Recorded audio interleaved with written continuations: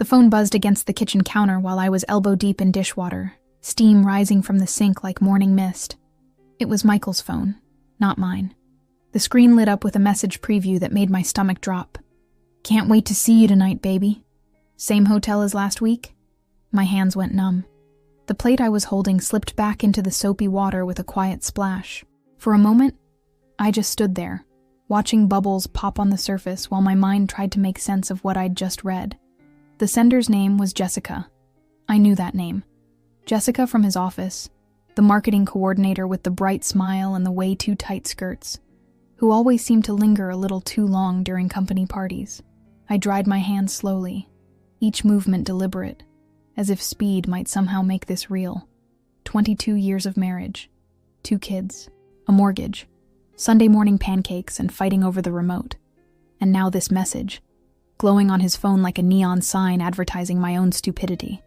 The worst part wasn't even the betrayal itself. It was realizing how obvious it had all been. The late meetings that started 3 months ago. The new cologne. The way he'd started going to the gym religiously. Something he hadn't done since our early 30s. The phone always face down now. The sudden interest in work conferences in nearby cities. I'd noticed it all, filed it away in the back of my mind, and chosen to believe his explanations because believing was easier than facing this moment. I picked up his phone. No passcode. We'd never had secrets before, or at least I thought we hadn't. My thumb hovered over the message thread. Did I really want to see more?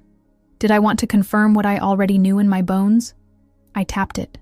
The conversation rolled out before me like a roadmap of lies, weeks of messages, photos I wish I could unsee, plans for romantic dinners at restaurants I'd been begging him to take me to for years, sweet words he hadn't said to me since our honeymoon. They had inside jokes. They had a song. They had a whole relationship that existed in the spaces between his lies to me. "Tuesday works better for me too," one message read. "Sarah has that book club thing, so she'll be out until late." Sarah, that was me. I was that book club thing. 22 years reduced to an inconvenience to schedule around. My legs gave out. I slid down the kitchen cabinet until I was sitting on the cold tile floor, his phone still in my hands, scrolling through months of evidence that my marriage was a joke only I wasn't in on. The dishwater continued to steam behind me, forgotten, while I read about how my husband couldn't wait to leave his boring wife for the weekend getaway they'd planned to Napa Valley. The same Napa Valley I'd been asking to visit for our anniversary for the past 5 years. I heard his car in the driveway, the familiar sound of the garage door opening, his key in the door, his voice calling out, "Hey babe, I'm home," like he always did, like he was still the man I'd married instead of a stranger wearing his face. I set the phone back exactly where he'd left it and stood up. My reflection in the kitchen window showed a woman I barely recognized, hollow-eyed, pale, suddenly older. But something else was there too, something I hadn't expected. Not just hurt, not just betrayal, anger, pure, white-hot anger that felt like swallowing lightning. He walked into the kitchen, loosening his tie, and kissed my cheek. His lips felt like ice against my skin. Smells good in here. What's for dinner?" I looked at him, really looked at him, and wondered how long I'd been living with a ghost. I made his favorite dinner that night. Pot roast with carrots and potatoes, the recipe his mother had taught me when we were newlyweds. I set the table with our good china, the wedding pattern we only used for special occasions. I even lit candles. He didn't notice anything unusual. That should have hurt more than it did, but I was beyond hurt now. I was in a strange, calm place where everything felt sharp and clear, like the world had suddenly come into focus after years of looking through frosted glass. "This looks amazing," he said, settling into his chair. "What's the occasion?" "No occasion." I smiled, cutting into my meat with surgical precision. Just felt like doing something nice. We ate in comfortable silence for a while, the same silence we'd shared thousands of times before. Except now I knew what he was thinking about during these quiet moments. Or rather, who he was thinking about. I wondered if he compared my cooking to hers, if he wished he was having takeout in some hotel room instead of sitting across from his wife of 22 years. "So," I said, refilling his wine glass, "how was work today? Any interesting meetings?" He shrugged, not meeting my eyes. You know, same old stuff. Budget reviews, quarterly projections. The lies rolled off his tongue so smoothly. Actually, I might have to go to Portland next week. 3-day conference. Portland? I nodded, like this was perfectly normal news. That sounds important. Yeah, well, Jessica from marketing is organizing it. She thinks it'll be good for team building. Jessica. Her name in his mouth made my skin crawl, but I kept my expression neutral. Jessica seems very organized. She is. Very professional. He took a large gulp of wine. Very dedicated to her work. I almost laughed. The audacity was breathtaking. He was sitting across from me, eating the dinner I'd cooked, talking about his affair partner like she was just a colleague, planning his next romantic getaway while I poured his wine and asked about his day like the dutiful wife I'd been trained to be. I've been thinking, I said carefully, maybe I should get more involved in your work events. You know, be more supportive. His fork paused halfway to his mouth. What do you mean? Well, you work so hard and I never really get to see that side of your life anymore. Maybe I could come to the next company party. Meet this Jessica you're always working with. The color drained from his face, but he recovered quickly. Oh, you don't want to do that. Those things are incredibly boring. Just shop talk and office politics. I don't mind boring. I leaned forward slightly. I'd love to put faces to names, you know? Especially the people you spend so much time with. He was sweating now. I could see it. Tiny beads along his hairline that he thought I wouldn't notice. Sarah, really, it's not worth your time. Besides, spouses don't usually come to these things. I sat back, twirling pasta around my fork. That's funny, because Linda Morrison brought her husband to the last one, and the Johnsons were both there. I saw the photos on the company website. The silence stretched between us like a wire pulled too tight. He opened his mouth, closed it, opened it again. I must have been thinking of a different event. Must have been. I watched him struggle through the rest of dinner. Watched him check his phone 3 times when he thought I wasn't looking. Watched him make excuses about being tired and having an early meeting. He kissed my forehead before heading upstairs, and I sat alone at our dining room table, surrounded by the good china and the dying candles, planning my next move, because that's what this had become, a chess game. And I just realized I'd been playing defense for months while he moved his pieces around the board. But the thing about chess is that the game isn't over until someone says checkmate, and I was nowhere near ready to concede. The funny thing was, I felt more awake than I had in years, more present. Every sensation seemed heightened. The taste of the wine, the weight of my wedding ring, the sound of his footsteps on the stairs above me. 22 years of sleepwalking through my life, and it took my husband's betrayal to finally wake me up. I blew out the candles and began clearing the table, already thinking about tomorrow, about the choices I had to make, about the woman I was about to become. 3 days later, I was sitting in a coffee shop across from Michael's office building, wearing sunglasses and a baseball cap like some suburban spy. I felt ridiculous and empowered at the same time. For 22 years, I'd trusted blindly. Now I was going to see everything with my own eyes. She emerged at 12:47, exactly when Michael had texted me he was grabbing a quick lunch at his desk. Jessica was prettier than I'd remembered from the company parties, or maybe betrayal had a way of making everything about the other woman seem more vivid, more threatening. She walked with confidence, checking her phone, her heels clicking against the sidewalk like a countdown timer. I followed her. Not too close, but close enough to see her duck into the same Italian restaurant where Michael had taken me for our 10th anniversary. The irony tasted bitter in my mouth. She took a table by the window, and 5 minutes later, my husband walked in. Watching them together was like seeing a movie of someone else's life. He pulled out her chair, something he hadn't done for me in years. They leaned across the table toward each other, fingers intertwined, heads bent together in intimate conversation. When she laughed, he looked at her like she'd just invented happiness. When he touched her face, my chest felt like it might cave in. But I didn't look away. I forced myself to watch every gesture, every smile, every moment of the life he'd built without me, because I needed to see it. I needed to understand exactly what I was dealing with. They stayed for 1 hour and 17 minutes. I timed it. When they left, they walked in opposite directions. Him back to the office, her toward the parking garage. Professional discretion, even in their affair. How thoughtful. That evening, while Michael worked late, or said he was, I did something I'd never done before. I hired a private investigator. Her name was Margaret Chen, and she came highly recommended by my divorce attorney friend, Linda. Yes, I'd already called Linda. Some bridges, once you cross them, don't lead back to where you started. I need to know everything, I told Margaret over coffee in her downtown office. How long it's been going on, where they meet, if there are others. Everything. Margaret was professional, efficient, and surprisingly kind. How much are you prepared to learn? She asked. Sometimes the details are harder to live with than the basic fact of betrayal. I need to know what I'm dealing with, I said. I've been living in the dark for months, maybe longer. I'm done with that. She nodded, understanding immediately. Give me 2 weeks. Those 2 weeks were the strangest of my life. I went through the motions of normal, grocery shopping, book club, dinner parties with friends, while inside, I was becoming someone entirely different. I was meticulous in my role as the unsuspecting wife, but underneath, I was steel wrapped in silk. Michael noticed nothing. He was so absorbed in his double life that he missed all the signs of mine.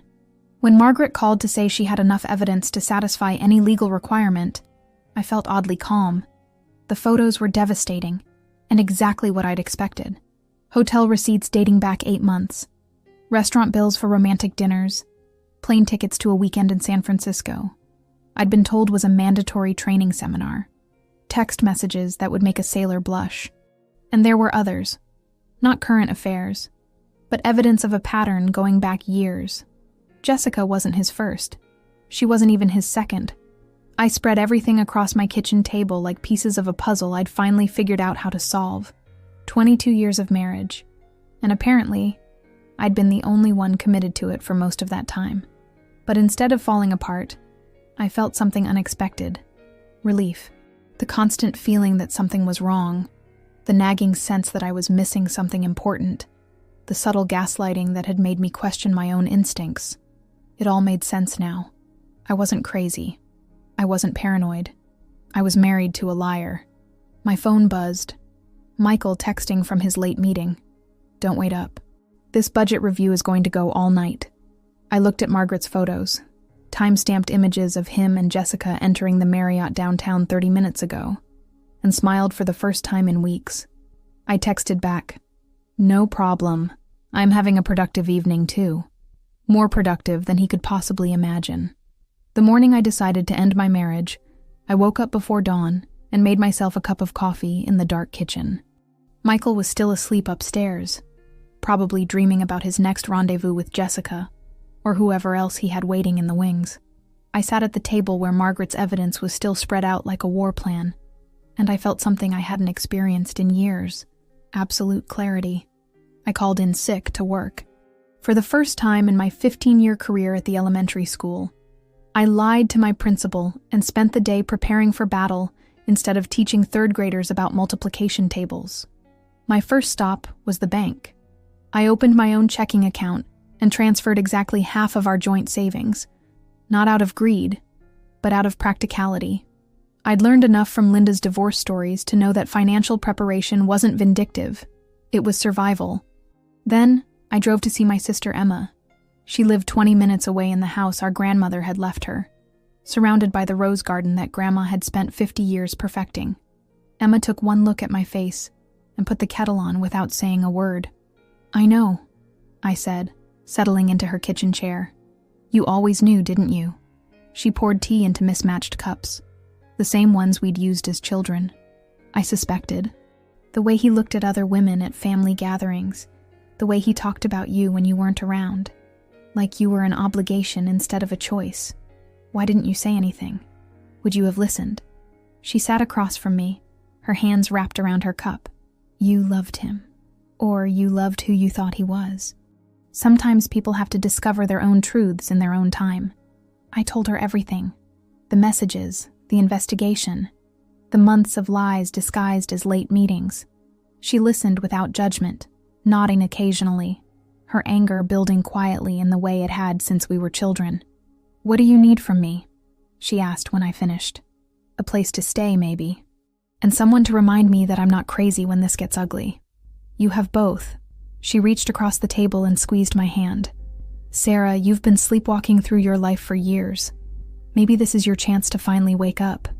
My next stop was Linda's law office.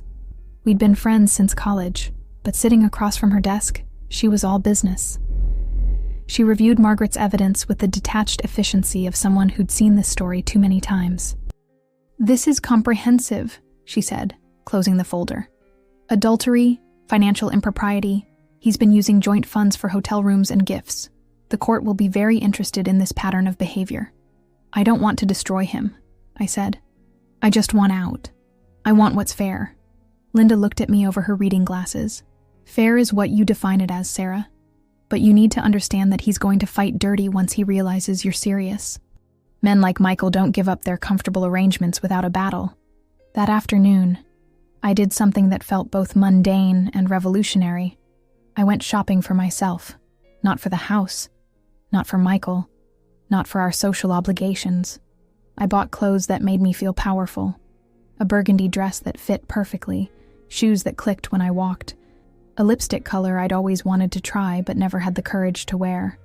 I looked at myself in the dressing room mirror and saw a stranger, not the accommodating wife who'd spent 2 decades making herself smaller to fit into someone else's idea of what she should be. This woman had sharp edges. This woman took up space. When I got home, Michael was already there, sitting at the kitchen table with takeout containers. Chinese food, our Friday night tradition for the past 5 years. There you are, he said, not looking up from his phone. I was wondering where you'd gone. I got your favorite, sweet and sour chicken. I looked at the containers, at his expectant face, at the casual assumption that I would simply slide back into our routine, as if I hadn't spent the day preparing to blow up our life. That's thoughtful, I said, hanging my shopping bags on the back of my chair. But I'm not really hungry. He glanced up then, taking in my new clothes, the shopping bags, something different in my posture. For just a moment, I saw a flicker of unease cross his face. New outfit? He asked. New everything, I said, and smiled in a way that made him set down his chopsticks. I poured myself a glass of wine and sat across from him, watching him try to figure out what had shifted, what he'd missed. The evidence folder was upstairs in my jewelry box, waiting for the right moment. But that moment wasn't tonight. Tonight was for letting him wonder, for letting the unease settle in his stomach like a warning he didn't yet understand. Tomorrow, his comfortable world would end. Tonight, I was going to enjoy my last evening as the wife he thought he knew. Saturday morning arrived gray and drizzling, the kind of weather that made you want to stay in bed all day. Michael was in the shower, humming off key like he always did, completely oblivious to what was coming. I made coffee and scrambled eggs, set the table with our everyday dishes, and placed Margaret's folder right next to his orange juice glass. When he came downstairs, hair still damp, wearing the weekend uniform of khakis and a polo shirt, he kissed the top of my head like he had 1,000 other Saturday mornings. The casual intimacy of it made my skin crawl, but I didn't pull away. I wanted him to remember this moment later. The last time he touched me as the husband who thought he was getting away with everything. He sat down, reached for his juice, and froze when he saw the folder. What's this? He asked, but something in his voice had already changed. He knew. Maybe not the details, but he knew. Open it. His hand shook slightly as he lifted the cover. I watched his face cycle through confusion, recognition, and then a terrible kind of panic as he flipped through the photographs. Hotel receipts, restaurant bills, screenshots of text messages that painted our entire marriage as a lie. The silence stretched between us like a chasm. I could hear the clock ticking on the wall, the rain against the windows, the sound of my own heartbeat steady and strong. Sarah, I can explain. Can you? I set down my coffee cup with deliberate care. Can you explain 8 months with Jessica? Or the weekend in San Francisco you told me was a work conference? Or maybe you'd like to start with Rachel from 3 years ago. Or Amanda before that. The color drained from his face completely. How did I find out? Or how long have I known? I leaned back in my chair, amazed at how calm I felt. I found out 12 days ago, when your phone lit up with a message from your current girlfriend. I've known for 2 weeks exactly what kind of man I've been married to. He started to reach across the table toward me, but I held up my hand. Don't. Just don't. Sarah, please. Let me explain. Jessica doesn't mean anything. None of them meant anything. You're my wife. You're the one I love. Stop. The word came out harder than I intended. Stop lying to me. I'm done being lied to. He was crying now, actual tears streaming down his face, and I felt nothing. No sympathy, no urge to comfort him, no desire to fix this like I'd spent 22 years fixing everything else in our life. I made mistakes, he said, his voice breaking. Terrible mistakes. But we can work through this. We can go to counseling, we can... Mistakes? I stood up, walked to the kitchen window, looked out at the rain. Michael, you've been cheating on me for years. Multiple women, elaborate lies, using our money to fund your affairs. This isn't a mistake. This is who you are. That's not true. I'm not this person, Sarah. I love you. I've always loved you. I turned around to face him. If this is what your love looks like, then I don't want it. The words hung in the air between us, final and irreversible. He stared at me like I'd spoken a foreign language, like the concept that I might not want to fight for a marriage built on lies was incomprehensible to him. What are you saying? I'm saying I want a divorce. No. He stood up so fast his chair tipped backward. No, Sarah. You can't just give up on us. 22 years of marriage, you can't just throw that away. I'm not throwing it away. You already did that. He started pacing then, running his hands through his hair, muttering about counseling and second chances and how we could work through anything. He painted a picture of a future where I would simply forgive and forget, where we would rebuild our trust, where he would be a better man. But I wasn't listening to his words anymore. I was watching his performance, seeing how quickly he'd shifted from panic to manipulation, from tears to promises. This was who he'd always been, a man who believed that charm and persistence could overcome any inconvenient truth. I've already filed, I said quietly. He stopped pacing. What? I filed for divorce yesterday. Linda handled it. You'll be served with papers on Monday. The look on his face would have been comical if it weren't so pathetic. Complete shock, as if the idea that his actions might have consequences had never occurred to him. You can't be serious. I'm completely serious. I'm also moving out. Today. Moving out? Where? You can't just leave. This is your home. This was our home when we were both committed to our marriage. Now it's just the place where you lied to me for years. I walked past him toward the stairs, stepping over the scattered evidence of his betrayals. At the bottom of the staircase, I turned back to look at him one last time. He was standing in our kitchen, surrounded by the debris of the life he'd destroyed, looking lost and smaller than I'd ever seen him. Sarah, please, he whispered. Don't do this. I'm not doing this, Michael. You did this. I'm just refusing to pretend anymore that it's my job to fix it. I packed 2 suitcases with the methodical precision of someone who'd been planning this moment for weeks. 22 years of life reduced to clothes, photographs, and a few pieces of jewelry my grandmother had given me. Everything else, the furniture we'd chosen together, the dishes from our wedding registry, the art we'd collected from weekend trips, felt like artifacts from someone else's life. Michael followed me from room to room, alternating between angry demands and desperate pleas. He wanted to know where I was going, when I'd be back, whether I'd come to my senses, after I'd had time to cool off. The language of someone who still believed this was a temporary tantrum, rather than the permanent end of everything we'd built together. You're being irrational, he said, as I folded sweaters into my suitcase. People work through this kind of thing all the time. Marriage is about forgiveness. I looked up from my packing. Marriage is about trust, Michael, and honesty, and choosing your spouse over other people every single day. You haven't done any of those things in years. I choose you. I'm choosing you right now that you've been caught. Emma arrived at 3 o'clock with her pickup truck and her boyfriend Tom, who took one look at Michael's red-rimmed eyes and tight mouth and wisely stayed outside to load my boxes. My sister moved through the house with quiet efficiency, packing the things I'd forgotten I cared about.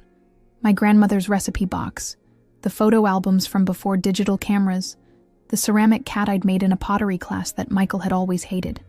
"This doesn't have to be permanent," Michael told Emma, as if she might be his ally in this. "She's upset, obviously, but people get past this kind of thing." Emma straightened up from the box she was packing and looked at him with the kind of cold assessment she usually reserved for telemarketers. "Michael, you cheated on my sister for years, with multiple women. You spent their money on hotels and gifts for other people. You made her feel crazy for trusting her own instincts. What exactly do you think she should get past?" He opened his mouth, closed it, opened it again. "I made mistakes." "No," Emma cut him off. "Putting salt in coffee instead of sugar is a mistake. Forgetting an anniversary is a mistake. What you did was a choice. Multiple choices made over and over again. By 5 o'clock, everything I cared about was loaded into Tom's truck. The house looked exactly the same, but somehow emptier, like a stage set after the play was over." Michael stood in the doorway watching us load the last box, and for a moment, I felt a flicker of something that might have been pity. 22 years of marriage, and this was how it ended, with him standing alone in a house that suddenly felt too big, watching his wife drive away with her sister because he couldn't figure out how to value what he had until it was gone. Emma's guest room was small and cheerful, with white curtains and a quilt our grandmother had made. I sat on the bed that first night, surrounded by boxes I was too tired to unpack, and waited to feel something. Sadness, maybe. Regret. Fear about the future. Instead, I felt lighter than I had in years. My phone buzzed constantly. Michael calling, texting, leaving voicemails that ranged from apologetic to angry to desperate. I turned it off and went to sleep in a bed that was mine alone for the first time since I was 23 years old. The divorce papers were served on Monday morning while I was at work, teaching my third graders about fractions. Linda called at lunch to tell me that Michael's response had been predictably dramatic. He'd apparently thrown the papers at the process server and slammed the door. Then he'd called Linda's office 6 times, demanding to speak with her about what he called my temporary emotional breakdown. He wants to negotiate, Linda told me over the phone. He's hired Harrison Matthews. Should that worry me? Harrison's expensive and aggressive, but he's not magic. Your evidence is solid, and Michael's behavior pattern speaks for itself. He can posture all he wants, but the facts are the facts. That evening, I did something I hadn't done in months. I cooked dinner just for myself. Nothing elaborate, just pasta with olive oil and garlic, a simple salad, a glass of wine that I didn't have to share or justify. I ate at Emma's kitchen table while she graded papers for her high school English classes. And we talked about books and movies and her plans to repaint the bathroom. Normal conversation between sisters, without the undercurrent of secrets and lies that had poisoned the air in my marriage. My phone, turned back on after a day of blessed silence, showed 17 missed calls from Michael and a string of text messages that told the story of a man slowly realizing that charm and persistence weren't going to fix this. The last message, sent at 11:47 p.m., was different from the others. "I know you hate me right now, but please don't do this. I'll do anything. Please come home." I deleted it without responding and went to bed early, in my small room with the white curtains and my grandmother's quilt. Tomorrow would bring more lawyers and paperwork and the messy business of untangling a life I'd spent 22 years building. But tonight, for the first time in longer than I could remember, I fell asleep without wondering what lies I was being told or what truth I was missing. Tonight, I was exactly where I belonged, in a place where nobody was pretending to be someone they weren't, where nobody was using my trust as a weapon against me. Tonight, I was finally free.